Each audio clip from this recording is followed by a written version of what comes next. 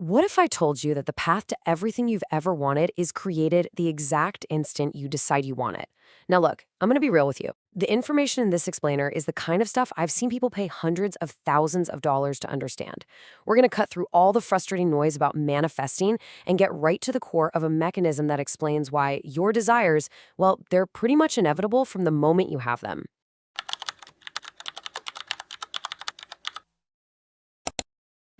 Okay, let's just get right into it.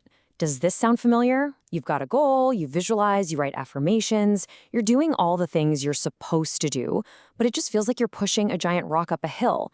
And the more you obsess, the more you check for results, the further away it seems to drift. If this is you, listen up. You are not doing anything wrong. You're probably just missing one crucial piece of the puzzle about how reality actually puts itself together. And I want to be super clear about something. This isn't another clickbait video promising some secret technique to get what you want in 24 hours. Honestly, that kind of stuff just creates more anxiety. Instead, we are going to break down a logical process, a mechanism, one that's running in the background of your life whether you're aware of it or not. And trust me, understanding this mechanism is way more powerful than any single trick out there. So first things first, we have to tackle the biggest hurdle of all, this whole idea of instant. The popular narrative has us believing that if your desire doesn't just pop into existence right away, you've somehow failed. But what if instant means something totally different, something way more powerful and way more reliable? This brings us to the main event, a concept from the mystic Neville Goddard called the bridge of incidence. The best way to think about it is like this. It's the invisible assembly line between your thought and the final product. It's a whole sequence of events, random conversations, and so-called happy accidents that have to unfold to get you from point A, where you are now, to point B, where you want to be.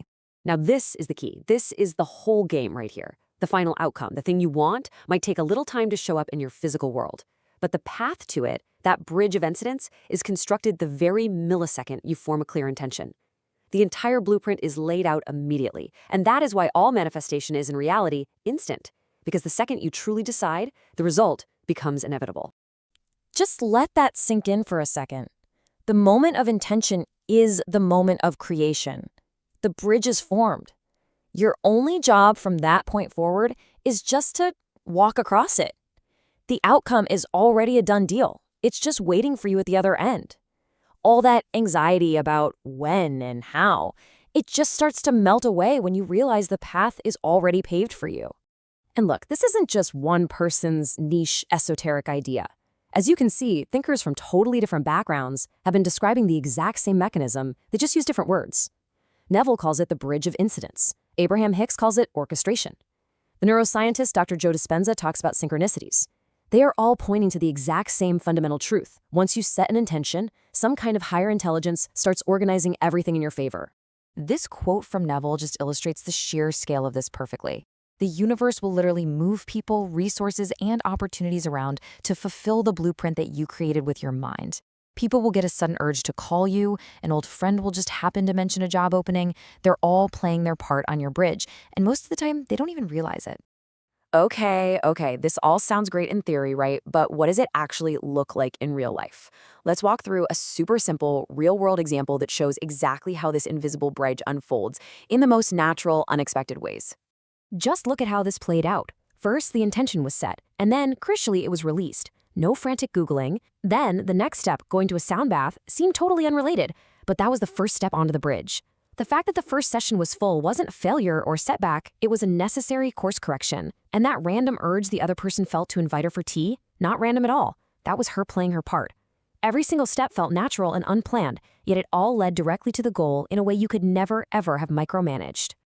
And this right here is the million-dollar question. If the bridge is built automatically, what's our job? More importantly, how do we stop ourselves from accidentally wrecking it with our own doubt, impatience, and obsessive overthinking? The secret is, you have to let go of the need to see the entire map. You don't need to know how every piece of the bridge is being built. Your only job is to take the one step that's lit up right in front of you. And the only way to see that step clearly is by being fully, completely present in the now. Think of it like a division of labor. Your conscious, analytical mind has exactly one job. Decide what you want. That's it. The end. The moment you start trying to figure out the how, you're trying to do the job of your subconscious mind, or the universe, whatever you want to call it, and frankly, your conscious mind is just terribly underqualified for that role. It can only see a few feet ahead, while your subconscious can see the entire cosmic chessboard. I just love how the source author puts this. They say, the real wizard shit, the most powerful, magical part of this whole process, isn't some complicated ritual. It is the simple, profound act of being fully engaged with what you're doing right now. Whether you're washing the dishes, writing an email, or talking to a friend, that is where all your power is.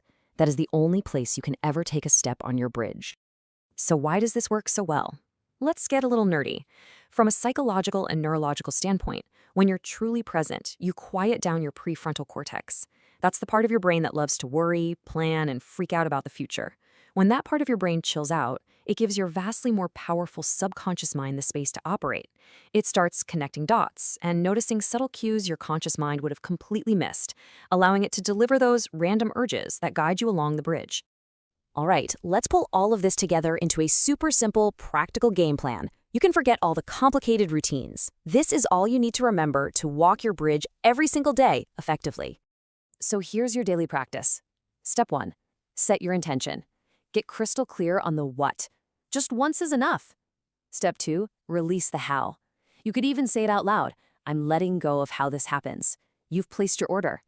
Step 3. Pour every ounce of your focus into the now. If you struggle with this, try a simple grounding exercise. A great one is the 5-4-3-2-1 method. Name 5 things you can see, 4 things you can feel, 3 you can hear, 2 you can smell, and 1 thing you can taste. It instantly pulls you out of your head.